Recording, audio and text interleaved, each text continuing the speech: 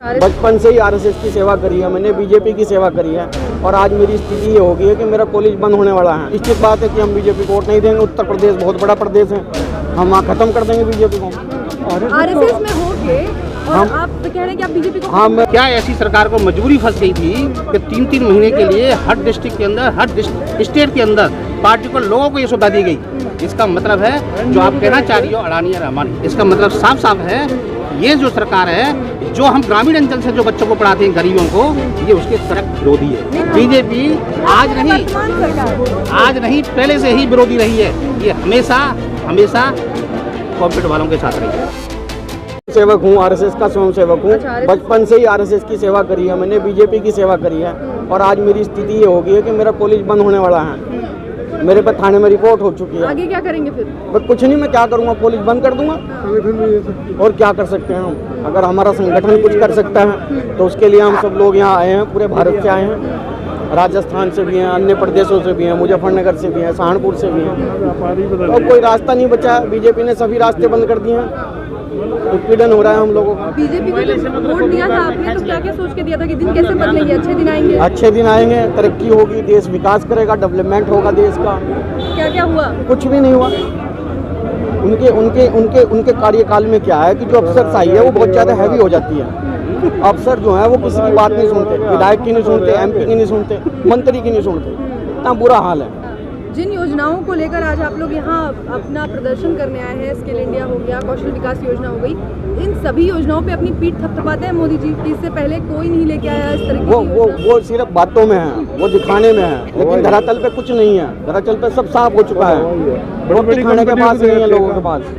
हाँ, बहुत बुरी स्थिति में है लोग बाग। वे भी कौशल विकास की बड़ी कंपनियों को दे रखे हुए भाग्य। अगर हमारी बातें नहीं सुनी गई तो हम निश्चित बात है कि हम बीजेपी को वोट नहीं देंगे। उत्तर प्रदेश बहुत बड़ा प्रदेश है, हम वहाँ खत्म कर देंगे बीजेपी को।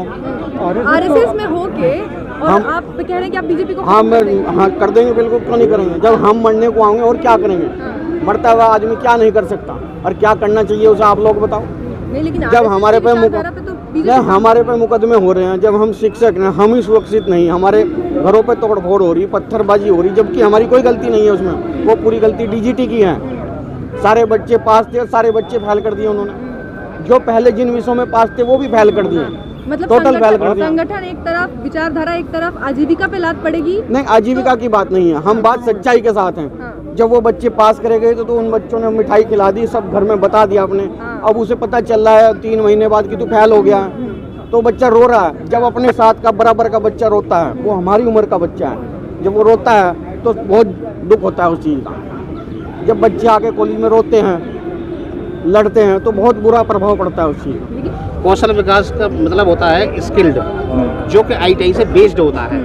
क्या ऐसी सरकार को मजबूरी फंस गई थी कि 3-3 महीने के लिए हर डिस्ट्रिक्ट के अंदर, हर स्टेट के अंदर पार्टिकुलर लोगों को ये सुविधा दी गई। इसका मतलब है जो आप कहना चाह रही हो अडानी या रहमान।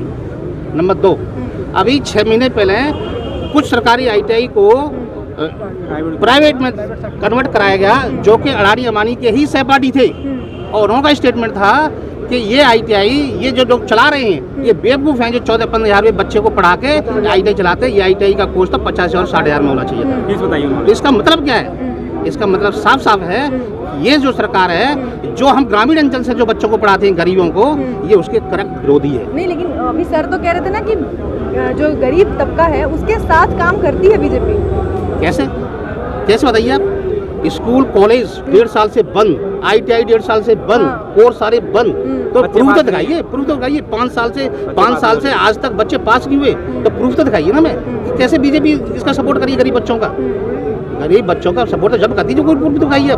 कोई प्रूफ नहीं है। उदाहरण के तौर पर हमारे पास 21 सीट हुआ करती थी एक शिफ्ट के अंदर, और उन्होंने कड़क 20 कर दी।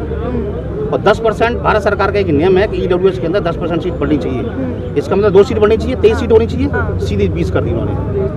क्या मतलब इन चीज़ों का? तो ये व्यवस्था में जिस तरीके से बदलाव किए जा रहे हैं, जिस तरीके से फेरबदल हो रहा है, इससे आप लोगों को पूरा संदेह हो रहा है कि उनको लाभान्वित करने का काम। बिल्कुल, इसमें कोई डाउट ही नहीं है। मैं आपको 2016 की किस्सा बताता हूँ। 2016 में एक शर्मा जी थे डीजी में, वो बैठते थे, हम लोग वहाँ पे गए, सेम प्रॉब्लम थी जो आज आ रही है। हमने उन्होंने कहा कि ये सरकार की मंशा है कि ये जो मध्यम वर्ग के जो ITI चला रहे हैं, ये लोग ITI नहीं चलाने चाहिए। तो मैं उनके साथ फेसबुक और व्हाट्सएप पर जुड़ा हुआ था, तो मैंने उनसे कहा, मिस श्रीमान जी, आप मेरे साथ जुड़े हुए हैं और टमाटर की फसल में IAS बनने से पहले आप टमाटर तोड़ रहे हैं।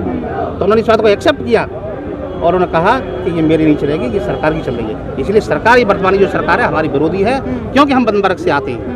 मध्यम वर्ग के बच्चों को हम आगे बढ़ाने की कोशिश कर रहे हैं। ये सरकार, मतलब बीजेपी सरकार मध्यम वर्ग, मैं सरकार का मतलब बीजेपी का नाम ले रहा है, लेकिन वर्तमान जो सरकार है, तो बीजेपी तो वर्तमान बस सरकार है सर। तो बीजेपी का नाम लेने में क्या दिक्कत है? हमें कोई दिक्कत नहीं है, तो बोलिए फिर। बिल्कुल कोई दिक्कत नहीं है।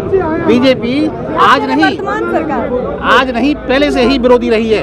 ये हमेशा कॉर्पोरेट वालों के साथ रही है, हमेशा से रही है। एक एग्जाम्पल बता दीजिए भैया, चलेगा नहीं तो हम RSS की बात नहीं कर रहे।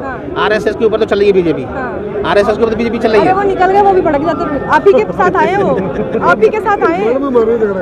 नहीं, मैं झगड़ा नहीं करा रही, मैं कह रही हूं आप ही के साथ आए।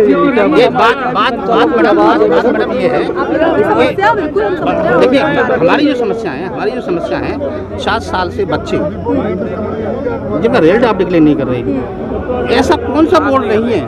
सारे बोर्ड, यूपी बोर्ड से लेके CBSE से लेके ICSE से लेके सारे बोर्डों ने सारे प्रथम वर्ष के बच्चे प्रमोट कर दिए गए। ICI में ऐसी कौन सी मजबूरी जो प्रमोट बच्चे नहीं कर रहे? क्यों नहीं कर रहे यार? रीजन तो बताइए आप, क्यों नहीं रीजन कर रहे हैं? अब देखिए, एक DST मोड होता है, हमारी 3rd शिफ्ट है। आपने जब मान्यता दी तो आपने इंफ्रास्ट्रक्चर से लेके, स्टाफ से लेके, बिजली कनेक्शन से लेके सारा हमारा फुल सेटअप है। आज आपने 3rd शिफ्ट हमारी 21 सीट क्यों खत्म कर दी? ये खत्म कर दी। सरकारी ITI में 3rd शिफ्ट नहीं होती थी आज तक, उनको 3rd शिफ्ट जबरदस्ती दे दी गई और हमारी 3rd शिफ्ट प्राइवेट ITI वालों को खत्म कर दी गई। रीजन उसका भी, और बोलते हैं कि DST लागू होनी चाहिए। DST का मतलब है ड्यूअल सिस्टम, कि बच्चे 50% या 60% ITI में पढ़े और 40% किसी कंपनी या फैक्ट्री में पढ़ते नहीं। आप कहाँ से आए हैं? अलीगढ़ से आए हैं। आने वाले चुनाव का क्या होगा फिर? अब ये तो ऊपर वाला जाने। नहीं, आप लोग नाराज हैं, किसान सरकार के विरोधी, वर्तमान सरकार के विरोधी रहेंगे। 80% लोग वोट मध्यम वर्ग का देता है, जिनका ये सपोर्ट कर रहे हैं वो वोट नहीं देता है, तो वो वोट नहीं देगा। मैडम, हमारी इस लड़ाई में हमारी आवाज़ बनो आप। जो पत्रकार और जो मीडिया जो आजकल हमारी आवाज़ को, मतलब हर उसको कोई आंदोलन उस आवाज़ को दबाया जाता है, जो आपके माध्यम से हमारी आवाज़ें पहुंचनी चाहिए थी, वो हमको आके यहाँ से करीब 300 किलोमीटर दूर से आके कहनी पड़ रही है। क्या कर रहे हैं फिर? आपकी आवाज़ ही तो लेने आए हैं। नहीं, आप तो लेने आए, लेकिन ये चलनी चाहिए हमारी आवाज़ कम से कम मोदी जी तक, या हमारे जो मंत्री हैं अशोक प्रधान जी, उन तक आप पहुँचाएं तो हम आपके बड़े शुक्रगुजार होंगे। आपने, अच्छा एक क्वेश्चन मैं आपसे करता हूँ मैडम, आप कर रही होंगे, आपने ग्रेजुएशन तो किया होगा, कितने साल की ड्यूरेशन होती है उसकी? 3 साल की। हमारी ITI की ड्यूरेशन 2 साल की है, लेकिन 18 से 4 साल हो गए, आज तक पेपर नहीं हुए। ये पहला मजाक है, आप देखो, ये पहला मजाक है। और अभी संभावना भी नहीं है। कंप्यूटर के नाम पे ऑनलाइन परीक्षा करा रहे हैं। कंप्यूटर कितने, आप इनसे ज़्यादा पूछे जाके वहाँ जो मैडम बैठी हुई है कि आपने कितने कंप्यूटर की व्यवस्था कर दी, कितने लाख बच्चे, इनका पेपर कैसे कराएंगे? सबसे हमारा अहम जो मुद्दा है वो ये है कि आपके पास व्यवस्था क्या है। आप कहाँ से हैं? मैं भरतपुर राजस्थान से हूँ। हाँ जी। वहाँ भी तो सड़कों पे बच्चे वैसे ही पड़े रहते हैं। कहाँ पड़े? हर जगह का वही हाल है। वहाँ भी रोजगार के लिए सड़कों पे। हाँ बिल्कुल। करीब पिछले 4-5 साल से तो इतनी दयनीय स्थिति है, छात्र सब लोग परेशान हैं।